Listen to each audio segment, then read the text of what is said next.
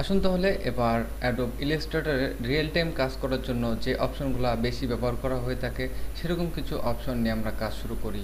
দেখতে দেখতে আমরা প্রায় 6টি লেসন বা 6টি চ্যাপ্টার পার করেছি। এখন থেকে আমরা আমাদের গুরুত্বপূর্ণ যে অপশনগুলো, প্যানেলগুলো এবং মেনু অপশন ব্যবহার করে থাকি সেগুলো নিয়ে আলোচনা করব এবং আস্তে আস্তে করে দেখব যে কিভাবে অ্যাডোব ইলাস্ট্রেটরের কাজ করার মধ্যে কোন অপশনগুলো বেশি ব্যবহার করা হয় এবং কোনগুলো খুবই জরুরি। ফাইল মেনু থেকে নিউতে ক্লিক করে নতুন ডকুমেন্ট একটি তৈরি করি এবং আসুন প্রথমে আমরা উইন্ডোতে ক্লিক করি। উইন্ডোতে ক্লিক করার পর আমরা এখানে দেখতে পাচ্ছি প্রথম যেটি রয়েছে অ্যাকশন এবং অ্যাকশনের পর রয়েছে অ্যালাইন। আসুন আমরা নতুন একটি অ্যাকশন তৈরি করি। অ্যাকশন তৈরি করার জন্য আপনার নতুন একটি অ্যাকশন এখান থেকে ক্রিয়েট এ নিউ অ্যাকশন বাটনে ক্লিক করতে পারেন অথবা নতুন একটি ফোল্ডার ক্রিয়েট করে সেখানে আপনি একটি অ্যাকশন তৈরি করতে পারেন। মনে করুন আপনি যখন নিউ একটি অ্যাকশনে ক্লিক করবেন তখন এটি সিম্পল একটি অ্যাকশন হিসেবে রেকর্ড হবে এবং এই রেকর্ডটি অবশ্যই আপনার সেট অ্যাজ ডিফল্ট অ্যাকশন করে নিতে পারেন অথবা আপনি এখান থেকে নাম পরিবর্তন করে মাই অ্যাকশন এবং রেকর্ড বাটনে ক্লিক করলেন। এবার এটি দেখতে পাচ্ছেন যে আপনার ডিফল্ট অ্যাকশন ফোল্ডারের আন্ডারে এটি তৈরি হয়েছে। আপনি যদি নতুন ফোল্ডার তৈরি করতে চান সেক্ষেত্রে নতুন ফোল্ডার তৈরি করতে পারেন। তো ডিফল্ট ফোল্ডার আমাদের এখানে দেখতে পাচ্ছি এবং এর নিচে আমরা মাই অ্যাকশন নামে একটি অ্যাকশন তৈরি করেছি।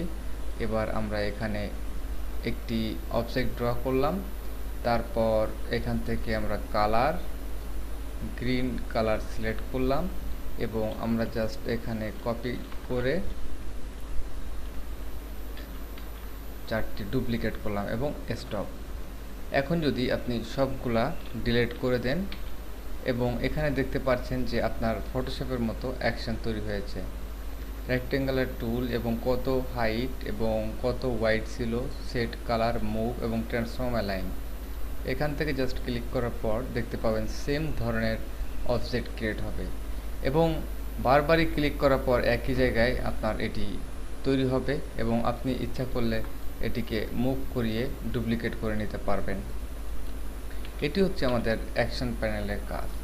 এছাড়া অনেক ডিফল্ট অ্যাকশন এখানে থাকবে যেগুলো অটোমেট তৈরি করা রয়েছে অ্যাডোব ইলাস্ট্রেটরের সাথে। আপনি ইচ্ছা করলে এটি ব্যবহার করতে পারেন, তবে এতটুকু মনে রাখলে চলবে যে অ্যাকশন মিন আপনি যা কিছুই করবেন সব কিছু তার মুভমেন্টটা এখানে রেকর্ড হবে। আমি মাই অ্যাকশনটি এখান থেকে জাস্ট ড্র্যাগ করে ডিলিট করে দিতে পারি, এখান থেকে প্লে করতে পারি অথবা নতুন একটি ফোল্ডার ক্রিয়েট করে সেখানে ড্র্যাগ করতে পারি, ঠিক অ্যাডোব ফটোশপে যেরকম। আমি আপাতত অ্যাকশনটি ডিলিট করছি, জাস্ট দেখানোর জন্য আমি একটি অ্যাকশন তৈরি করলাম।